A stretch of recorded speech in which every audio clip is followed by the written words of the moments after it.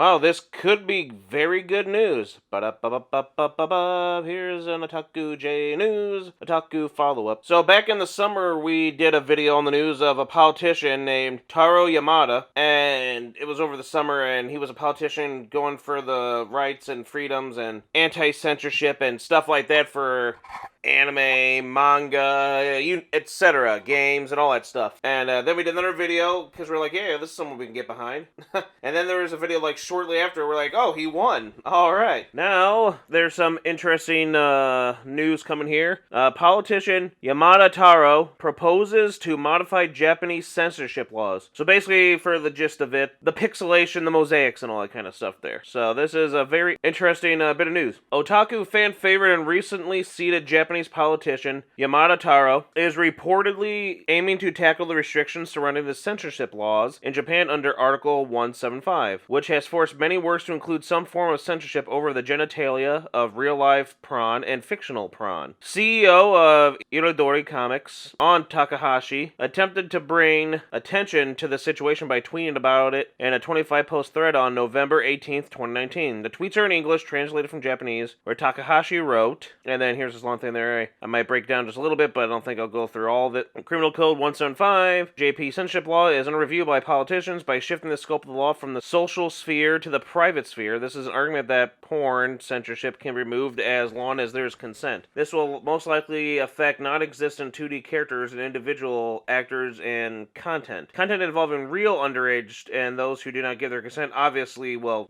yeah. Politicians looking to amend Criminal Code 175 are currently discussing their options with the police and other parties. While this sounds like a big win for those who want to see pixels and mosaics removed from Japanese, prawn and hentai, this could be an uphill battle. The biggest obstacle would be whether companies will implement the changes. In Japan, the Japanese PTA is an incredibly powerful lobbying group and their voices are well heard in the media. Some would even say they are as influential as the NRA. The first pushback for removing censorship will most likely come from the PTA and other groups for the obscenity clause. This might be the toughest fight. It's hard to fight for uncensored 2D hentai when what you are fighting for also covers shota and lolly. Well, yeah. This makes character assassination incredibly easy. Anyone fighting for the removal of mosaics under freedom of expression most likely be doxxed and blasted on social media, which is kind of BS. I mean, it's art, it's just fiction, it's prawn, even the real stuff, it's just prawn. I mean, again, not the illegal stuff, but the stuff where it's consenting adults or they're drawings. And any parent will find it hard to support an uncensored 6-year-old 2D the JJ.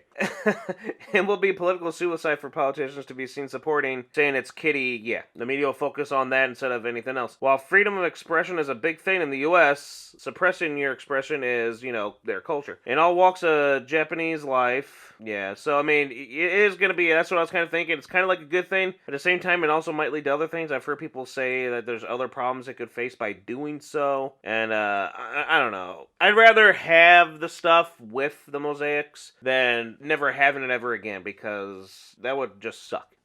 So let's see, they get the proposed letter. Japan is a country that's very sensitive to public image. So there's some more, I kind of skipped that, but you get the gist of this. So even if something is perfectly legal in Japan, it doesn't always make it right. The thread goes on to talk more about Japan's culture and some of the pros and cons of living and working there, as well as Taro's uphill battle to get things changed. However, before anything moves forward, Taro's policy has to undergo review before reform of Criminal Code 175 can be altered. Talking to Nichiban, Takahashi told them, Taro is around one step before the review. He's talking to other stakeholders of censorship to try and define a direction of reviewing the code. He built his career in the manga anime otaku culture industry, so he's kind of the voice of otakus in the Japanese diet. He's younger and more down-to-earth than your standard Japanese politician, which I think is awesome. It seems like he gets it, obviously. That's why his fan base for them is so well, considering he was someone that was a career in anime manga type of stuff. Takahashi also notes that free speech activism isn't really strong in Japan, and the otaku community is looked down upon by most general society, especially by Twitter denizens. But then Twitter is a shithole to begin with. I mean, remember, it's that thing where it's like, out of all the people you see that does all this insanity and crazy stuff, where it's like how and dumb people are, it's like only makes up 8% of all of Twitter. So it just shows you that the rest of people are